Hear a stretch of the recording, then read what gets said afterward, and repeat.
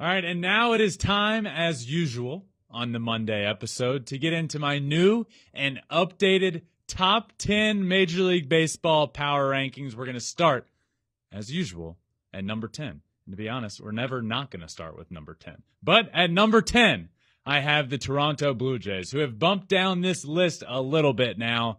They haven't been playing great baseball of late. They're sitting at 61 and 52. Still a good mark. They'd still be in the playoffs if all was said and done right now, but they have been struggling a little bit. But I still believe they are a top 10 team in Major League Baseball because of how good their offense is. Against opposing starters, their team offense is batting .271, which is the best mark in all of baseball. This offense is good. I am very disappointed in the Blue Jays for not adding starting pitching at the deadline. I believe that could have put them over the top, but they didn't do it. They've been struggling ever since. They're hanging on barely in the top 10 here at number 10. Moving on, at number 9, I have the San Diego Padres, who have also moved down this list a good bit. From where they were when they acquired Soto and Josh Bell and Josh Hader and Brandon Drury, to now, they have slid down the list a little bit more. They have not been great, despite Juan Soto being pretty good since he's come over. Well over 300. Got his first home run the other day. They're 65 and 52. I do believe this team is very good. The Fernando Tatis news is a big punch in the gut. This team was going to go from really good to great to one of the elite teams in the league that was going to get in via the wild card, but now they're not getting that back. They're not getting him. That's a big blow to this team. That's a big blow to the lineup. They have also been scuffling a little bit, and they have slid down this list. They're at number 9. Moving on to number 8, the St. Louis Cardinals. This Cardinals team, from the deadline, has gotten themselves in a really good position. They added the pitching they need to. They're now at 63 and 51. The offense is rolling. Arenado has been incredible. Goldschmidt has been really good as well. This team is good. And they did, of any other team in the NL Central, they did what they needed to win the division, and they quickly got into first place in that division. Shout out to Albert Pujols, who's getting closer and closer and closer to 700 home runs, and I really hope it happens, but I'm really worried, and it needs to happen. Moving on, number 7, the Philadelphia Phillies. Since the All-Star break, the Phillies are tied with the best save percentage in all of baseball, 87.5, and the reason I say that, because you might think, okay, that's not the biggest deal. It is, because that was a huge weakness of theirs before they acquired David Robertson. They had Corey Knebel at the back end of the bullpen, who is a good reliever, but in a closer role, he had not been great for the Phillies. David Robertson has stepped in and been really good for a Phillies team that is surging, and they've been surging ever since their managerial change. Since they made that change, the Phillies are 41 and 22 and the third best team in all of baseball since they fired Joe Girardi. They're here at number 7. Moving on to number 6, the Seattle Mariners.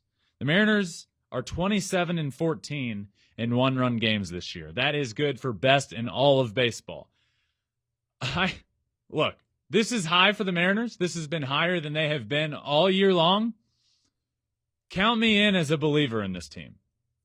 They went out. They added Luis Castillo, who's been really good for them in his couple of starts. They have a rotation that is sneaky, really good, that nobody's going to want to face in October, of Robbie Ray, Luis Castillo, Logan Gilbert. Who wants to face that? Which means you can move guys into the bullpen that are just downright filthy. You can have Matt Brash and George Kirby added to a bullpen that's already been one of the best in all of baseball. Because in one-run games, nobody has a better win percentage than the Mariners. I like this team a lot. I think they are built for success. I think they have a sneaky good chance to do some damage in October. They're here at 6. At number 5, the New York Yankees. They have just continued to fall and fall and fall. And they've gone from 1, the majority of the year, to 2, 3, 4, and 5 in all consecutive weeks. It just hasn't been pretty for them. They have not been playing well. In their last 11 games, they've won 2 of them. They're 2-9 over the course of their last 11.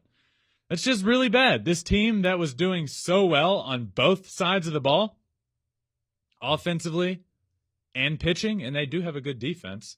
They're no longer pitching that well, and that's been the difference. And I always believed they were due to a little bit of a regression because you can't tell me a rotation. Garrett Cole is elite, but you can't tell me a rotation of Garrett Cole followed by Jamison Tyone and Nestor Cortez and Luis Severino and Domingo Germán is one of the best in all of baseball, because it's not. But they were the best. They were historically good. Now they have all regressed a little bit. Garrett Cole has been Garrett Cole, but other than that, the regression is real.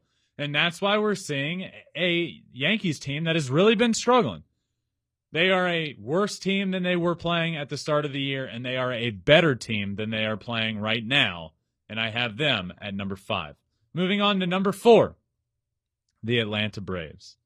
The Braves just keep rolling, and so do the Mets, both of those teams. The Braves are 70-46. After that series with the Mets, the Braves have really turned it on. Their pitching has been dominant. Michael Harris has been so good for them. Spencer Strider, unbelievable. Rookies have been getting it done on a team that, honestly, Ronald Acuna Jr. has been underperforming this year. But the rookies have stepped up and gotten it done. This Braves team will most certainly be in the playoffs.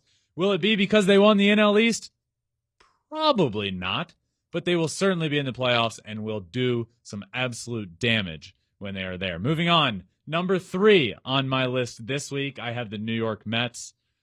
I talked a lot about the Mets off the top of the show, but DeGrom has come back. He has been unbelievable. Jacob DeGrom was throwing 95-mile-an-hour sliders the other day.